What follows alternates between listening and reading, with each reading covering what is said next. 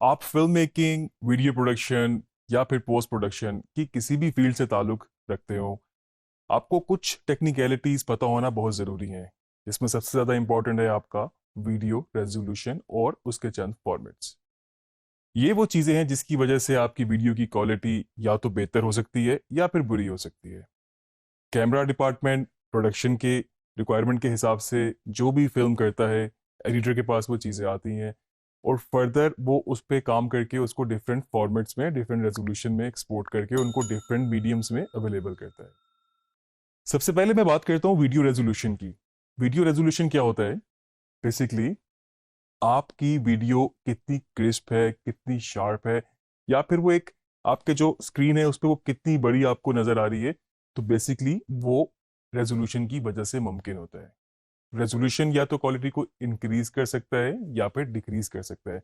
और ये होता किस तरह से है? बेसिकली पिक्सेल्स की वजह से। पिक्सेल्स आपके पास, जिस तरह आपने अक्सर देखा होगा छोटे छोटे छोटे दाने स्क्रीन पे मिलके एक पूरी स्क्रीन बनाते हैं, तो पिक्सल बिल्कुल वही पिक्सल ही होते हैं जो कि डिजिटली एलिमेंट्स होते हैं जो उसको आपकी वीडियो को बेहतर बनाते हैं। जितने ज्यादा पिक्सल्स होंगे उतनी ज्यादा आपकी वीडियो की क्वालिटी बेहतर होती जाएगी। सिर्फ पिक्सल्स ही एक ऐसा पैरामीटर नहीं है, वीडियो में और बहुत सारी टेक्निकलिटीज मौजूद हैं।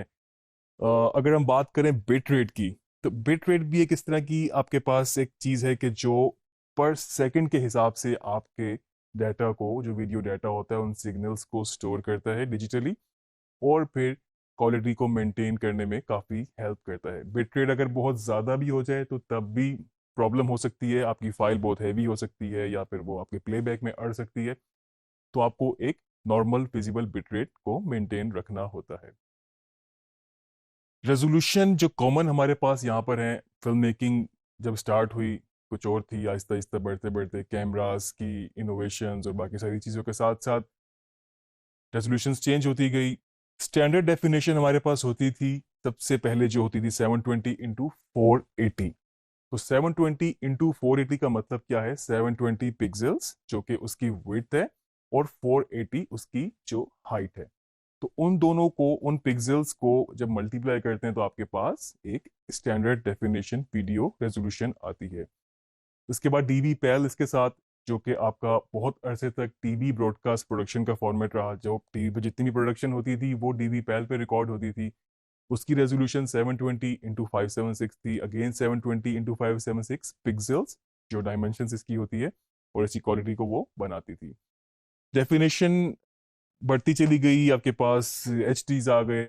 आप कहीं पर भी एच डी सुनते हैं तो आपको पता होता है कि इसकी जो रेजोल्यूशन है वो 1920 इंटू 1080 है। और इसी तरह से अगर हम आगे जाएं फिर 2K 2048 इंटू 1080, 4K में आपके पास 3840 इंटू 2160। तो ये सारी रेजोल्यूशन जो है बेसिकली आपकी क्वालिटी को इनहेंस करती रहती है। ये जो इमेज आप इस वक्त देख रहे हैं स्क्रीन पर, ये आपको बहुत बेहतर तरीके से समझा सकता है कि किस तरह से रेजोल्यूशन काम करती है और कितना डिफरेंस होता है एक स्टैंडर्ड रेजोल्यूशन के बाद मल्टीपल रेजोल्यूशंस में। इसके बाद मैं अगर बात करूं कुछ वीडियो फॉर्मेट्स की, तो फॉर्मेट्स बेसिकली क्या काम करते हैं कि आपका जो डाटा प्रोडक्शन में जिस तरह से भी फिल्म हुआ होता है उनको डिजिटली स्टोर करने के लिए आपके कंप्यूटर में, आपकी हार्ड ड्राइव में आपको डिफरेंट फॉर्मेट्स रिक्वायर होते हैं। तो इन्हीं फॉर्मेट्स की वजह से वो जो इतनी बड़ी वीडियो होती है, ख्वाह वो टेप पर हो या वो एसडी कार्ड पर हो या वो किसी और भी प्लेटफॉर्म पर हो, तो वो आपकी डिफरेंट फॉर्मेट्स में स्टोर होती है। आपका ब्रॉडकास्ट फॉर्मेट डिफरेंट हो सकता है, आपका डिजिटल का फॉर्मेट डिफरेंट हो सकता है, या फिर सेम फॉर्मेट में रहते हुए आप डिफरेंट कंप्रेशंस यूज कर सकते हैं। मिसाल के तौर पे कंप्रेशंस की अगर मैं बात कर रहा हूँ इस वक्त, तो आप देख सकते हैं कि अगर आपके पास एक फाइल है जिसकी रेजोल्यूशन है 1920 इंटू 1080 और ये एक एच डी रेजोल्यूशन में आपके पास फाइल है।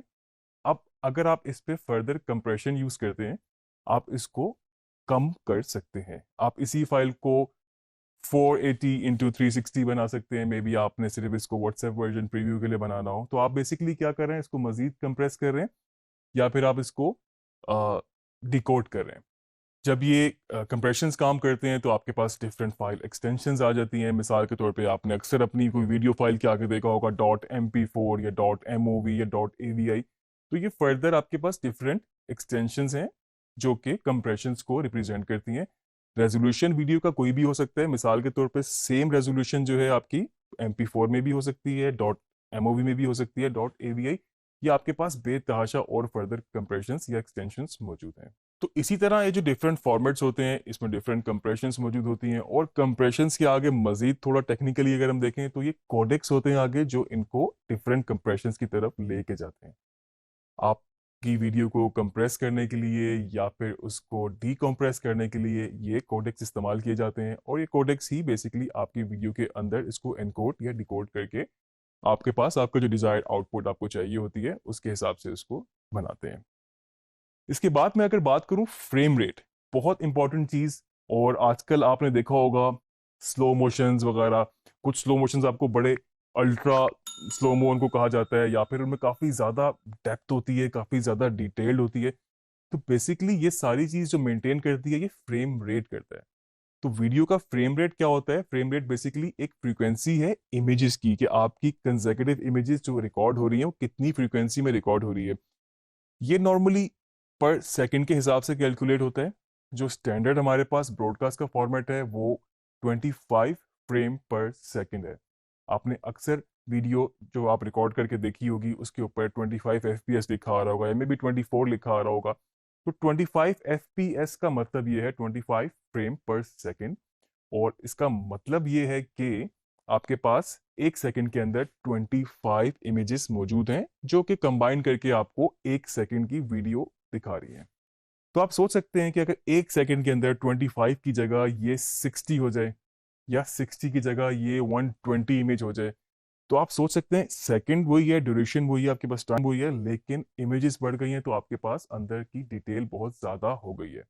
तो आप जब एक सेकेंड जिसके अंदर 120 फ्रेम्स हैं, 120 इमेजेस हैं, जब आप उसको स्लो मोशन करेंगे तो आपके पास ज्यादा स्मूथ स्लो मोशन होगा, क्योंकि आपके पास एक शॉट एक इमेज से दूसरी इमेज में जाने के लिए डिटेल ज्यादा मौजूद है। स्लो मोशन के लिए, ये अल्ट्रा स्लोमो के लिए आपके पास फ्रेम जो स्टैंडर्ड मैंने बताया, अगर 25 है या 24 है, तो उससे मतलब आप समझ लें कि आपके पास 1000 फ्रेम तक भी कैमरास मौजूद हैं, जो कि अल्ट्रा स्लोमो आपको दिखाते हैं। 600 फ्रेम, 800 फ्रेम बड़ा कॉमनली इसको वो रिकॉर्ड कर रहे होते हैं। खास तौर पे स्पोर्ट्स ब्रॉडकास्ट में जब आप देखते हैं कि कोई चीज़ बिल्कुल आपको स्लोमो में दिखाते हैं, तो वो बेसिकली अल्ट्रा स्लोमो कैमरास उनको रिकॉर्ड कर रहे होते हैं। ये तो थी कुछ basic basic technicalities video resolution, formats, compressions के हवाले से। मुझे यकीन है कि आप लोग इससे थोड़ा कंफ्यूज ज़रूर होंगे, क्योंकि ये बहुत ज़्यादा कॉम्प्लिकेटेड है। और कॉम्प्लिकेटेड से मेरा मतलब ये है कि रेजोल्यूशंस बहुत सारी मौजूद हैं, कंप्रेशंस बहुत सारे मौजूद हैं, फॉर्मेट्स बेतहाशा हैं। आपके पास डिफरेंट कैमरास के अंदर डिफरेंट फॉर्मेट्स हो सकते हैं, डिफरेंट रिकॉर्डिंग डिवाइसेस के अंदर हो सकते हैं, फिर एडिटिंग के बाद भी उनको कन्वर्ट करने के लिए भी आपके पास बेतहाशा ऑप्शंस मौजूद हो सकती है। तो इसके लिए मैं आपको सिर्फ दो तीन एक जो मेजर फॉर्मेट्स हैं उनके बारे में बता देता हूँ, जो सबसे ज़्यादा कॉमनली यूज़ किए जाते हैं, और आप उन्हीं पे काम कर सकते हैं। सबसे पहले आपके पास है क्विक टाइम फॉर्मेट, जिसकी एक्सटेंशन बनती है .mov। मतलब किसी भी फाइल, जो वीडियो फाइल है, जब आपने उसको सेव किया, जब आपने उसको या तो एक्सपोर्ट किया, तो आप उस फाइल की नाम के आगे आपके पास अगर .mov लिखा है, तो इसका मतलब ये है कि ये एक क्विक टाइम फाइल है। फर्दर इसके अंदर डिफरेंट कोडेक्स हो सकते हैं। ब्रॉडकास्ट के लिए ये बहुत कॉमनली यूज होती है ये फाइल, लेकिन इसमें एक थोड़ा सा ड्रॉबैक ये है कि इसका डाटा बहुत ज़्यादा ये स्टोर करती है। मतलब जो इसके कंप्रेशंस हैं, जो इसके कोडेक्स हैं, वो इस तरह से काम करते हैं कि आपको बहुत ज़्यादा स्पेस रिक्वायर होती है, और ऑब्वियसली उसी की वजह से वो क्वालिटी बेहतर होती है। और इसके बाद सबसे ज़्यादा कॉमनली यूज होने वाला फॉर्मेट मैं कहूँगा आजकल के दौर में, वो है MP4। इसका बेसिक कोडेक जो यूज़ हो रहा होता है वो H.264 है। तो बेसिकली ये आपकी रेजोल्यूशन को भी मैक्सिमम मेंटेन रखता है, और उसके साथ साथ मिनिमम साइज के अंदर जो उसका डिफरेंट फॉर्मेट, डिफरेंट रेजोल्यूशन हो सकती है। मिसाल के तौर पे यही MP4 आपका HD हो सकता है, यही MP4 आपका 6K हो सकता है, 4K हो सकता है, और फर्दर इसकी आगे बिट रेट अगर कम हो तो इसके साइज कम हो सकते हैं।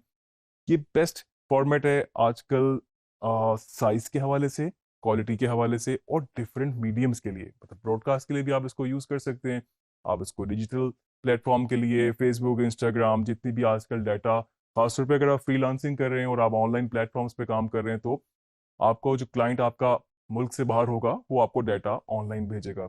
तो MP4 ही एक बेस्ट पॉसिबल फॉर्मेट हो सकता है आपके पास, जो इतना बड़ा डाटा जो कि उसने ज़्यादा शूट किया हुआ है वो आपको ऑनलाइन कहीं पर वो भेज सके। तो आप इस पे फर्दर काम करके इसको ब्रॉडकास्ट के लिए भी एक्सपोर्ट कर सकते हैं, रेंडर कर सकते हैं, आप इसको डिजिटल मीडियम्स के लिए भी कर सकते हैं और फर्दर मोबाइल डिफरेंट एप्लीकेशंस वगैरह के लिए भी एक्सपोर्ट कर सकते हैं।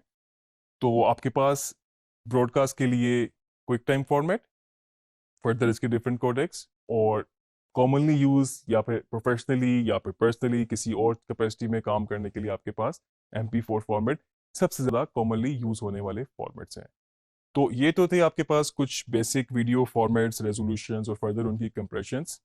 तो आप इनको थोड़ा सा खुद भी स्टडी कीजिएगा, क्योंकि ये ही बहुत डिपेंड करता है आपके सिस्टम रिक्वायरमेंट किस हिसाब से। जितनी हैवी, जितनी बड़ी रेजोल्यूशन की फाइल आपके पास होगी, आपको सिस्टम की रिक्वायरमेंट उस हिसाब से ज़्यादा हो सकती है। तो इनको थोड़ा सा स्टडी करें, थोड़ा सा माइंड में रखें। आगे फर्दर आने वाले लेक्चर्स में हम इनको मज़ीद देखेंगे, लेकिन थोड़ा सा प्रैक्टिकल तरीके से।